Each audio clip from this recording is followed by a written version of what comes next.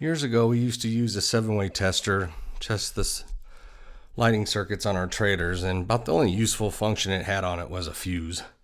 So if you had a bad shorted circuit, it'd blow the fuse, so at least you would know that way. And a lot of techs didn't use it, so some bad circuits would get by. And then I worked at a dealership where we were getting quite a few shorted running light circuits. And the technicians were just sticking a wire in the end of the 7-way to check their lights. And when they would do that on the running light circuit, it would just melt the wires in the trailer. We wouldn't find out about that until the walkthrough, and they were hooking up the truck, getting ready for the people to leave with their new trailer, and the running lights wouldn't work.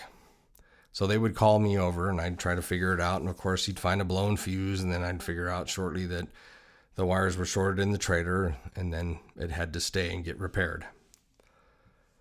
So that was getting old, so I thought, well, I could build something a little bit better. And this is my first version of it. It's mostly Radio Shack parts. And I didn't care for the layout that much, and so it kind of evolved into this here. And those lights there are incandescent bulbs. And they changed to LED lights, so I found some digital meters that could read a lower amp draw. And then, I tried different circuit breakers, and these circuit breakers aren't sensitive enough, to be able to test a circuit. And I found a different box to put it in, a little bit bigger one. I actually put internal power in these. I found a company to build me some lithium batteries before you could get them on Amazon pretty easily. A battery small enough that would fit this and still run circuits. And then I started changing to LED lights and experimenting with the labeling, the fuses, finding different fuse holders.